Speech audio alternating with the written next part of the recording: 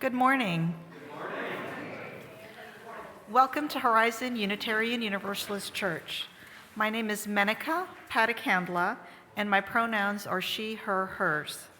I'm serving as your worship associate today, and I'm joined by our worship leader, Reverend Chris Rothbauer, whose pronouns are they, them, their. We're excited to welcome you to our worship service this morning. We're so glad to have you with us today, whether you're joining us in person or virtually, whether you're here for the first time or whether you've been here longer than you can remember. Here at Horizon, we welcome people of all faiths and no faith in particular. Whoever you are, whomever you love, wherever you are on your journey, you are welcome among us. As a community, we also welcome the sharing of joys, sorrows, and concerns. You are welcome to fill out a joys and sorrows slip on the table near the Welcome Center, in the pockets of the chairs, and on the joys and sorrows table in front of the sanctuary. Or you are welcome to light a candle. This can be done at any time before the service, at any time before the service or in the service from the beginning through the offertory. We have a couple of announcements today. So Kent Darwin would like us to know that the Art on the Horizon exhibit that you see around you in the sanctuary, today is the last day, and Kent will be in the back of the sanctuary after service if you'd like to purchase any of the art. And I would like you all to please go on our website and bid on the auction, and it's, oh, you're gonna come.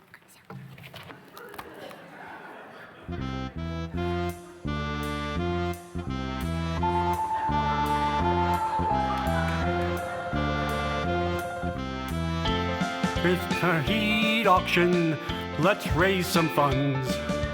Place your bids carefully, I'm afraid there's no refunds. It's time for heat auction, come place some bids on some things for your kids. Get some stuff.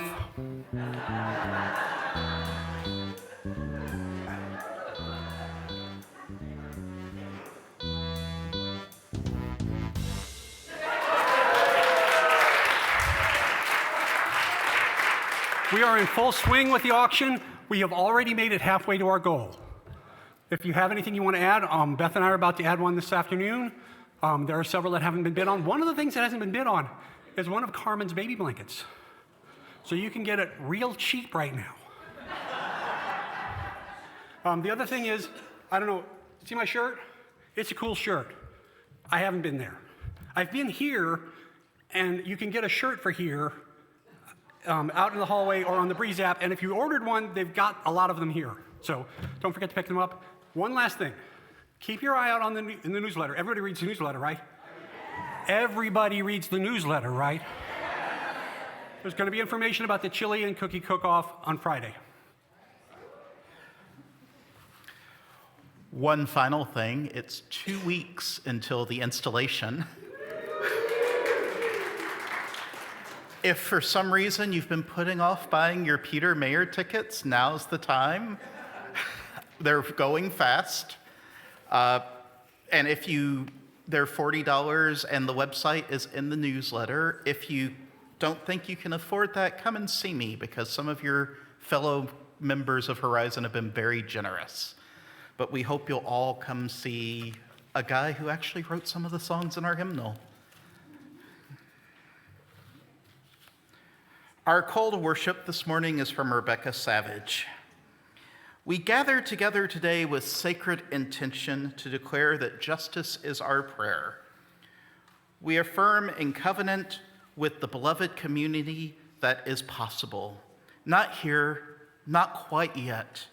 The seeds have been planted time and again, and we remember all those who went before us that made beloved community in our time a dream that could be realized. Justice is our prayer. May our time together continue to water the budding trees of our diverse interdependence. May our time together give air and nourishment to the parts of our collective spirits that need to grow and thrive in order to embrace equity as a known way of being. Justice is our prayer. We affirm in covenant with the beloved community that it is possible. May it be so. Let us worship together. Our chalice lighting this morning is from Paul Sprecher. We light this chalice in memory of the courage of those who have struggled for freedom, the persistence of those who struggled for justice, and the love of those who've built beloved communities to carry on the light of hope. Please join me in our affirmation, which is printed on the back of your order of service and projected on the screen. Love is the doctrine of our church. The quest for truth is its sacrament, and service is its prayer. To dwell together in peace, to seek knowledge in freedom, to serve humanity in harmony with the earth. Thus do we covenant together. I invite you to rise in body or spirit and join us in singing our opening hymn, number 1023 in the Teal hymnal, Building Bridges.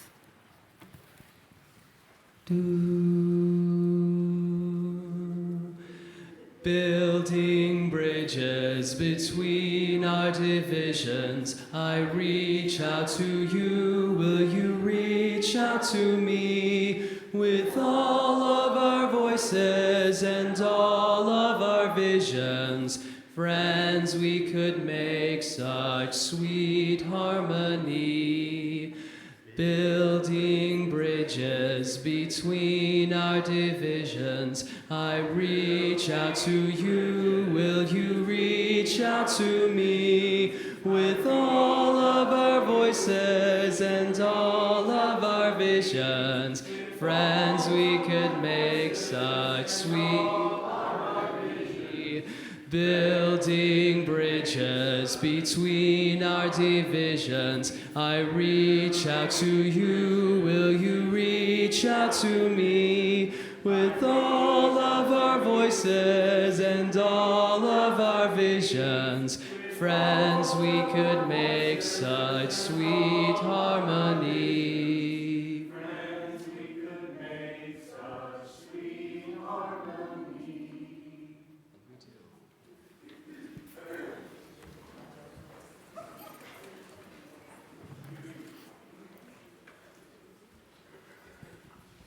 Every week, Horizon collects donations for Metro Crest's Pantry. If you've brought donations, please hand them to a young person as they come up front. And now I'd like to invite our young children in age or in heart, please come up front for a story. Yay, lots of kiddos today. Hello. All right, does anybody recognize the photo that's up on the screen? Anybody know who this is? Yes. Yes, very good. It's a photo of Dr. Martin Luther King Jr., and he's speaking at the famous March on Washington for Jobs and Freedom about 60 years ago, long, long time ago. And this is when he gave his famous I Have a Dream speech. Around 250,000 people attended this march. Do you think Dr. King planned this all by himself? No. No? You think he had some help? Yes. Yes, he did. There were many people working behind the scenes to organize the March on Washington, and the main organizer was a man named Bayard Rustin. Bayard was born in 1912 in Westchester, Pennsylvania. He was very close to his grandmother, and she taught young Bayard her Quaker values, including a belief in nonviolence. The family supported the National Association for the Advancement of Colored People, and they hosted many activists in their home. Bayard often heard the grown-ups talking late into the night about the civil rights struggle. As a young man, Bayard's feelings about justice, peace, and nonviolence grew stronger and stronger, and he put his feelings about equality and pacifism into action. When he refused to give up his seat on a bus, Bayard was beaten and arrested, but he did not fight back. When he refused to fight in World War II or to support the war, Bayard was sent to prison. Bayard often participated in lunch counter sit-ins and other protests, and even organized the bus boycott in Montgomery, Alabama. Bayard also was fighting another battle of inequality and injustice. He was gay.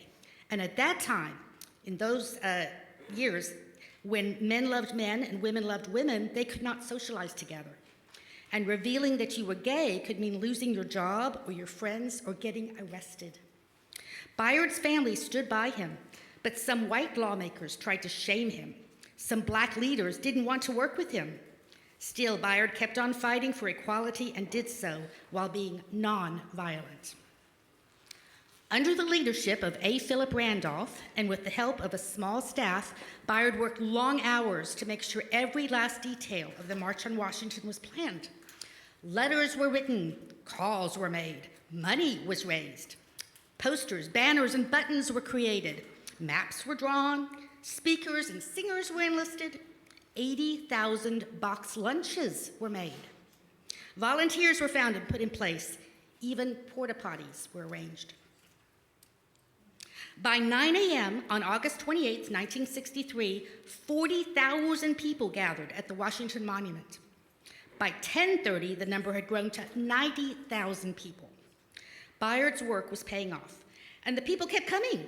They came by car and by train, planes, buses, and even on foot.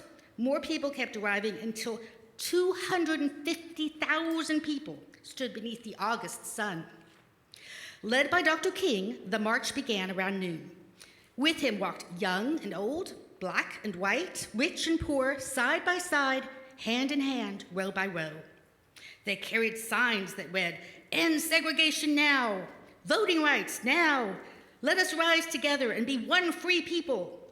One row behind Dr. King marched Bayard Rustin, the man responsible for orchestrating the whole march. Much later, after Dr. King spoke and gave the famous "I have a dream" speech, Bayard stepped from the background and up to the podium. He told the crowd that at 5 p.m., the leaders were going to President Kennedy to carry the demands of the revolution. "It is now time for you to act," he said. The 250,000 people left that day committed to work, vote, and protest nonviolently for civil rights. Thousands of reporters, photographers, and other members of the media shared the story of the peaceful march with America and the world. This march on Washington led to the passing of the Civil Rights Act of 1964. This law ended segregation in public places and banned employment discrimination. A quiet man orchestrated it all, a man behind the movement, an unsung hero, a gay black man, Bayard Rustin. That's my story this morning. Now we will sing you out.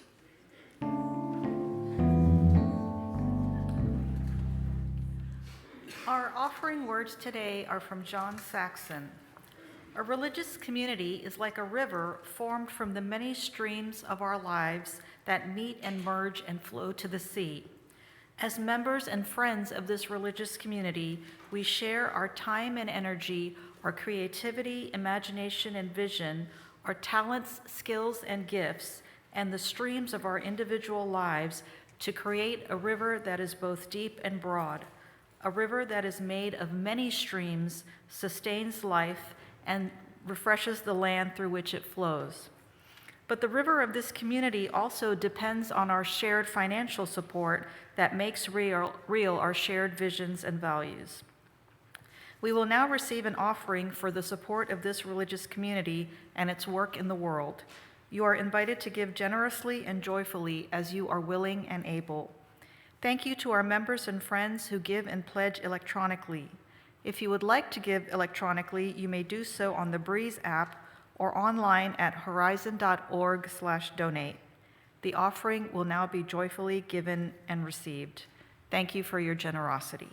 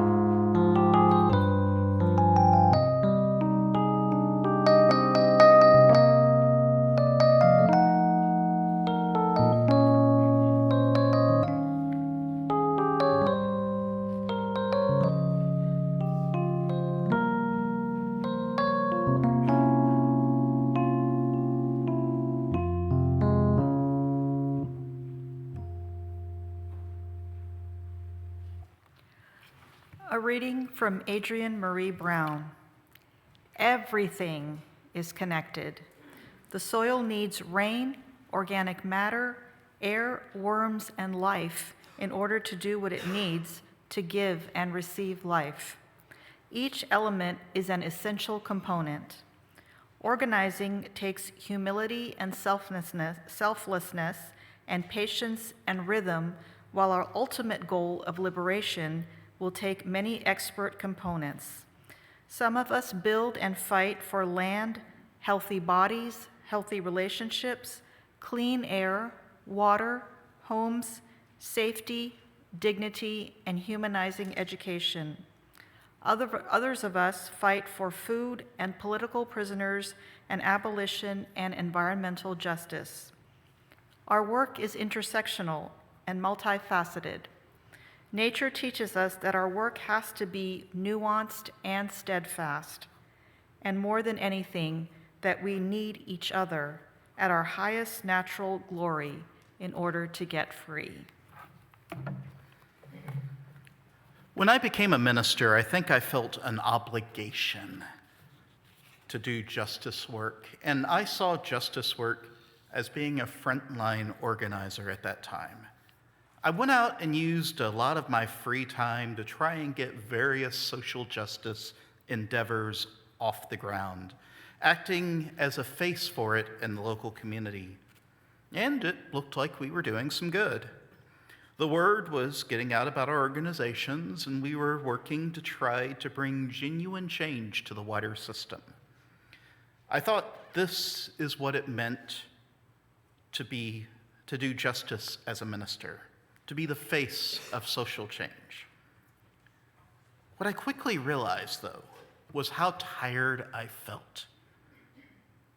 You see, what seemed to happen time and time again is that I was viewed almost as a provider of a consumer service, a place where people could come to find and purchase social justice. I was tired. I was doing all the work, and despite many, many pleas, I was getting very little assistance in return. And I found myself constantly struggling to keep up with everything demanded by a young fledgling organization. In every case back then, I gave up.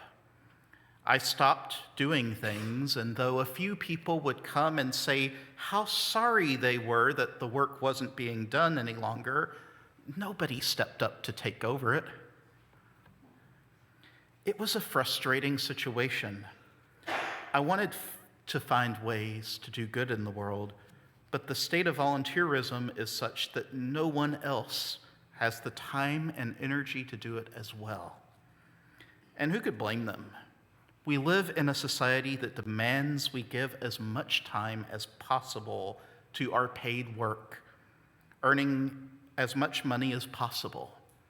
If you doubt this, look at how many people would say, I'm not a musician, despite playing the guitar for 50 years or singing in their local choir. This is the meaning of success in our culture, the accumulation of wealth, and it leaves very little time for the unpaid but important work of system change. And yet I can't help but have a little bit of guilt. I want to do good in the world and make it better for those who come after me. It almost felt like I was a failure in justice organizing. After all, so many had come before me and built robust justice movements whose contributions continue to reverberate throughout the world. Why wasn't it working for me? What I've come to realize over the years is that being a frontline organizer takes a lot of time, energy, and patience. I heard a story when I was taking a civil rights tour in Montgomery once. Did you know that Martin Luther King Jr. did not volunteer to be the face of the civil rights movement? In fact, he wasn't even at the meeting where it was decided he would be the face. One of his parishioners was there, and she said, "We have this nice, young, well-spoken minister. You should make him the face."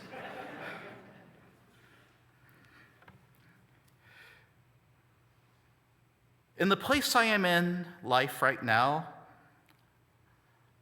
though I have the skills to do frontline organizing, it's just not where my passion is, or where I have the greatest chance of making a difference. I realized this a few years ago when I was taking a movement chaplaincy course through the Faith Matters Network. See, a movement chaplain is someone who comes in and provides spiritual and emotional support to those who are on the front line of the social justice movements. The idea is that because social justice organizing can be so stressful and demoralizing, we need those willing to hold the collective grief of the moment so that people don't burn out and flounder in the face of inevitable defeat. It turns out this is a role that fits my interests, my skills, and my passions. Part of my calling is to accompany people through the joys and sorrows of their lives, to facilitate healing and celebrate success. Being a movement chaplain is a way that I'm able to contribute to the greater good.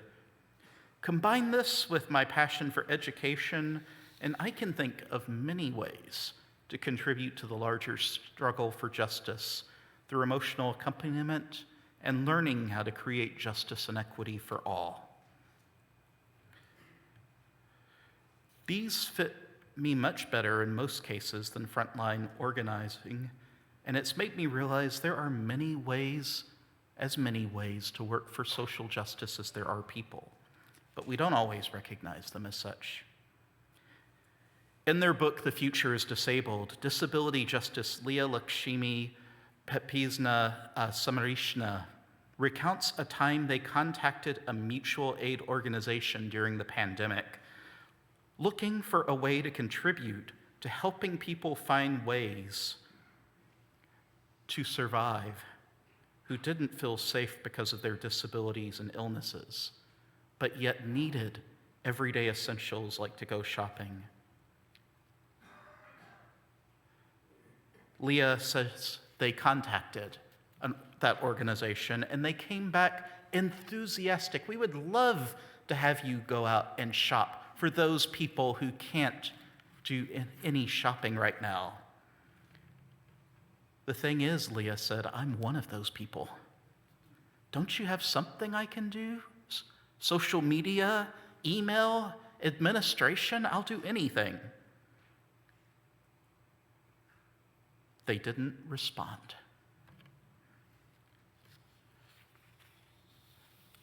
The fact that the mutual aid group never responded to Leah is an unfortunate sign, whether they intended it or not, that they were myopic in who they thought had a role in their organization. I don't blame Leah for their frustration. How is it our movements can claim to want to break down barriers to justice and liberation when they haven't even broken them down in their own lives? Working for social justice means making room for different people with different skills and passions who can work with us to make the world a better place. As Adrienne Marie Brown reminds us in our first reading this morning, all our work is connected. Time and time again, when I've preached on justice at UU churches, I've had people come up to me afterwards and say, I'd love to work for justice, but I just don't have the time. That's real. And I wonder what you would have the time for if we really looked at what we all need. We need everyone and what they have to offer, because this work is not going to be done with just frontline organizing. Not everyone needs to be the Martin Luther King. Sometimes we need the Bayard Rustin too, who's behind the scenes, working his butt off, despite little attention being paid. Though I'm willing sometimes to be thrust into that role when necessary, I know where I'm passionate now, and I feel like I can make a difference in the movements I'm part of. Whatever your skills, find a way to work for justice that doesn't burn you out. Maybe it could be that clerical or social media work, or it could be being willing to donate much needed money and supplies, or even just getting the word out. Your contribution is important no matter what it is. Just as a church needs people to manage the buildings and finances, imagine if we didn't have anyone to manage the building, especially after this summer when half the HVAC units went out. We need these people, in addition to those willing to teach classes or be worship associates, because justice change doesn't happen without people being willing to use their vocations, skills, and interests to work towards liberation for all people. What is your role in social justice movements? That is an open question.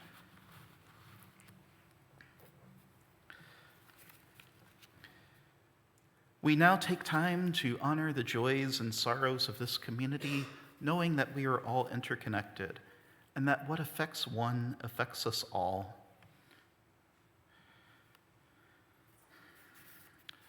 Don Taylor shares a joy wishing Samir a happy birthday.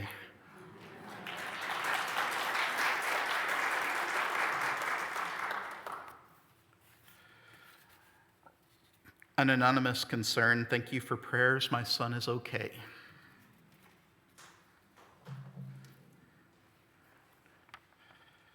Menica shares a sorrow. Please hold in your heart one of my relatives passed away from ovarian cancer. She was in her 40s and leaves behind her husband, 11-year-old twin girls, and a 6-year-old son. We light one more candle this morning to honor all the joys and sorrows which have gone unspoken and reside only in our hearts.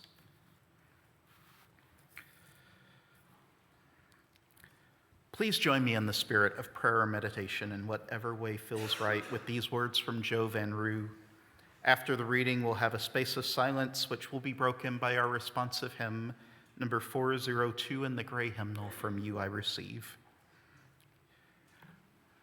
Spirit of life and love, gods of many names and yet none at all, our hearts are stretched thin. We see and hear the devaluing of people of color, of those with disabilities, of women, of immigrants. This list, incomplete as it is exhausting. And yet we hold fast because we carry hope in our hearts, hope that together we can dismantle systems of oppression, hope that the collective of American humanity will look at one another and say, this has got to change. However thin our resilience may be wearing, we do not give up or give in. We look around and see our friends and neighbors carrying signs, moving and marching together because we must not give up. We join thousands of people in the streets. We move for justice. We live for peace. We will not rest until all are heard.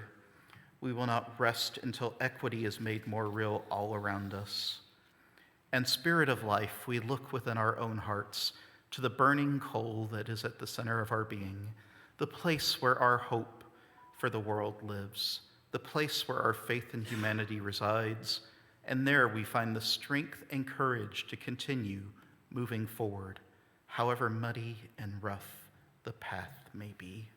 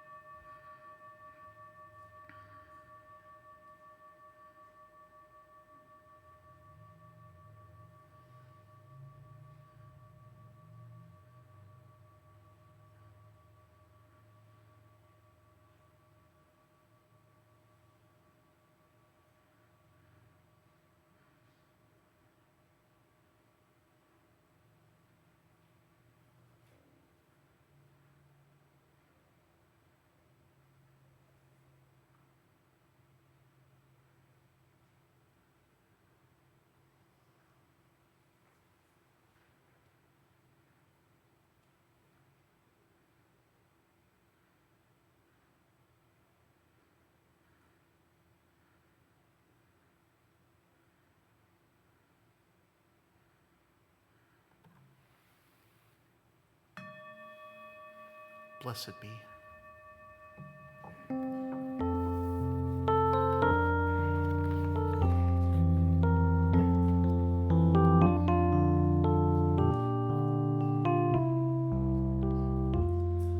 From you I receive, to you I give. Together we share, and from this we live.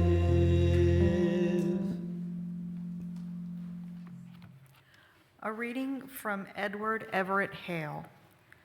I am only one, but still I am one. I cannot do everything, but still I can do something.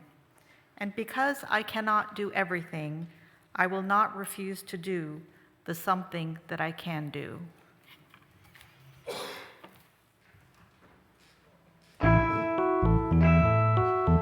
Singing along is encouraged.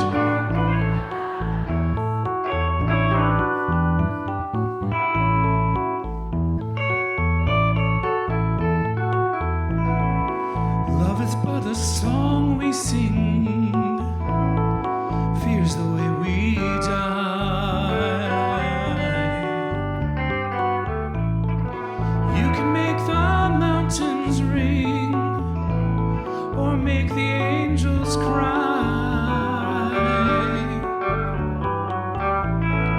Though the bird is on the wing, and you may not know why. Come on, people now, son, brother, everybody get together, try to love one another right now. Some may come and some may go, we will surely pass. When the one that left us here returns for us at last, we are but a moment's sunlight fading in the grass. Come on, people now, smile on your brother, everybody get together, try to love one another right now. Come on, people now, smile on your brother, everybody get together, try to love one another right now.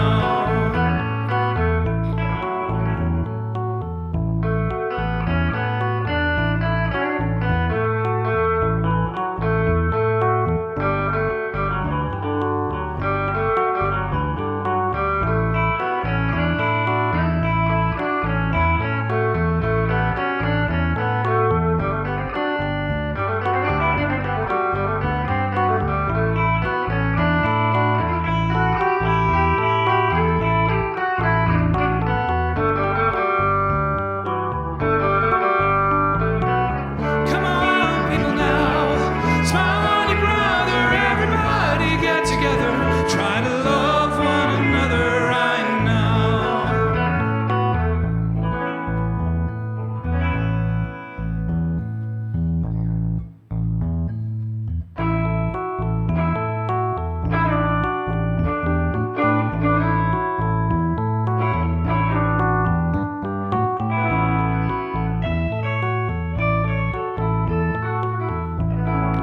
If you hear the song I sing, you will understand. Listen. You hold the key to love and fear, all in your trembling hand.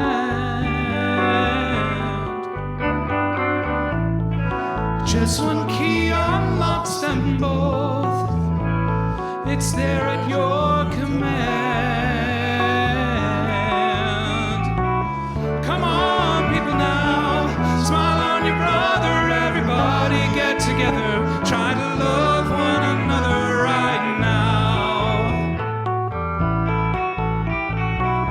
Come on, people now, smile on each other, everybody get together, try to love one another right now. time. Come on, people now. Smile on your brother. Everybody get together. Try to love one another right now. Right now. Right now.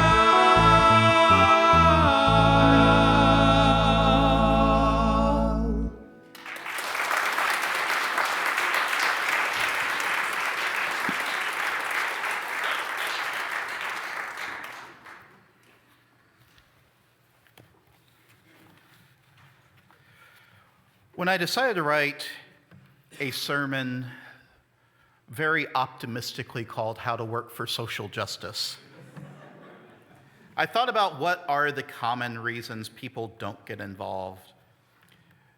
One of them we talked about in the first part. It's that we feel like being a frontline leader is not for us. But the other one I often hear is there are so many different things that need to be done in different areas of focus. How can we possibly choose? Just as different people have skills that need to be utilized to create a just world, more than just frontline leadership, so there are different areas of focus as well. So many that it seems at times as if creating justice is a puzzle. With so many pieces, we'll scarcely ever be able to put them all back together again, and probably the cats drug off a few too and hid them away. After all, if we look at what needs to be done, it seems that every one of us could spend every minute of our waking lives and still not achieve justice. Just look at the state of the world, and justice is a nearly daily feature of the evening news. From continued injustice towards Black, Indigenous people of color, to the renewed attacks on queer and transgender communities, to a perilous environmental situation that threatens our very survival, to economic injustice, meaning some people have more money than they'll ever need while others can barely afford to survive. We live in a deeply troubled world right now that needs justice. And it may be based on our personal experience and what affects us the most that we may be drawn towards one area of justice more than another. So much that it may seem hard to muster energy to care about issues outside that limited range. This is the traditional way of working for social justice, finding your individual niche and working in it until you have no more energy to give. And it's an old way to think about things. I'm reminded again of Bayard Rustin. Rustin was instrumental in organizing some of the most important civil rights actions of the 1960s. But compared to King, he's often viewed as an afterthought, as if he's mentioned in the narrative at all. That's because he was a gay man in central Alabama in the 1960s. And the visible leadership of the civil rights movement were deeply afraid of that. If it came to be known they were working with him, their cause would be set back, they thought, because of the stigma towards LGBTQIA+ people in their time and place. So Rustin was kept in the shadows, never given the credit he deserved until much later. Although Rustin has come to be known as a famous example of the phenomenon, it's far from uncommon. In the 1990s, many leaders of the LGBTQIA+ movement opposed seeking rights for transgender people because they were afraid it would damage their efforts to help gay and lesbian people.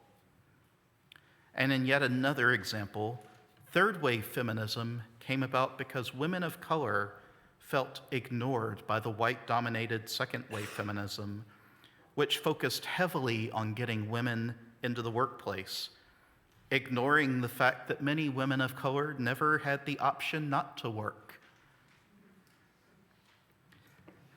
And people of color have been complaining for years about the complacency of the mainstream disability justice movement to recognize the needs of people of color. and conversely, how liberation movements for racial justice often ignore the lens of disability justice. I would argue this is all on purpose. Our current system wants us to focus myopically on one set of justice concerns, to the exclusion of others, because it divides everyone and makes us all a little less likely to achieve the goal of justice. To use the wall metaphor from last week, we're all chipping away at different parts of the wall using butter knives, and as a result, seeing very little movement in our work towards liberating justice. When choosing a justice movement seems a little bit like whether you're going to buy a PlayStation or an Xbox, you know something needs to be changed. What I propose is we need a little bit of intersectionality, understanding how the different issues fit together to create oppression. For example, some say the mainstream environmental justice movement is often ineffective because it fails to look at the world through a racial justice or an economic justice lens.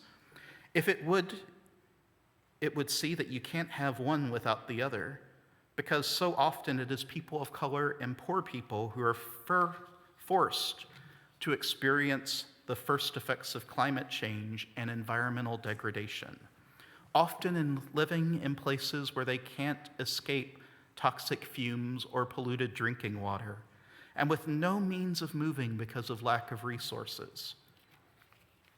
If you want proof of that, look at all the millionaires in Florida right now who are ready to up and move their beachfront houses because the tide's getting a little too close for their comfort. What would it be like if we never worked towards a single area of justice without considering how other struggles are mutually interlinked? Sure, we may be worried about oppression towards trans people, but how does the current wave of bigoted legislation affect transgender people of color, or disabled trans people, or trans women, or poor trans people? Or we may be concerned about the rollback of reproductive rights in our country. Well, how does that affect women of color, or disabled women, or poor women, or transgender men? If, as our proposed Article 2 values states, justice is about working to build diverse, multicultural, beloved communities where all people thrive, I don't think it's possible to truly work towards justice unless we understand what the needs of all people are, what the preconditions they need to thrive are about. The system wants us to be divided. I want to propose this morning that if we want to work to create a system that's truly just, we must quit acting out of silos. And whatever the lens that we're working, whatever the cause we're working on is, use an intersectional lens to decide how all our sundry struggles for justice are interlinked.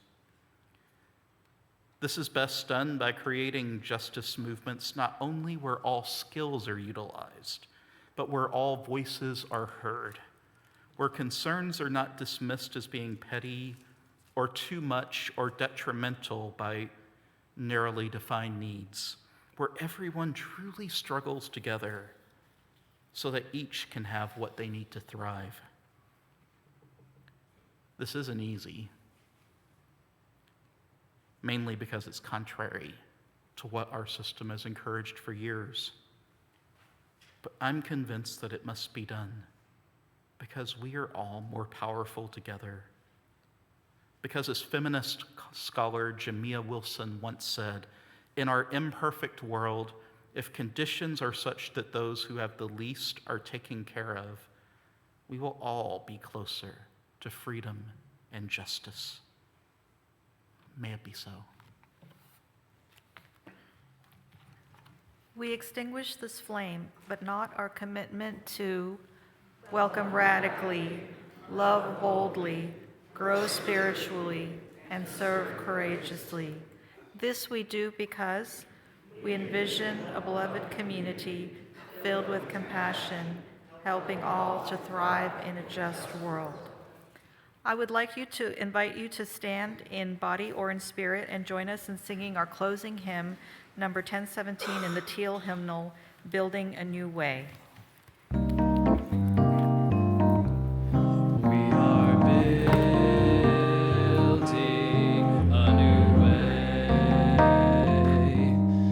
We are building a new way. We are building a new way, feeling stronger every day. We are building a new way. We are working to be free. We are working to be free. We are working to be free. Hate and greed and jealousy. We are working to be free. We can feed our every need. We can feed our every need. We can feed our every need. Good love, that is the seed. We can feed our every need. Peace and freedom is our cry. Peace and freedom is our cry. Peace and freedom is our cry. Without these, this world will die. Peace and freedom is our cry.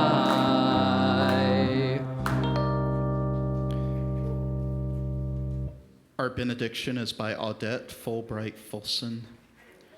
Do not think we are finished. Oh no, we will never be finished, never just done until the light of justice is lit behind every eye. We have come to take back the world that is the inheritance of better children, better lovers, better days. Amen. Blessed be, and go in peace.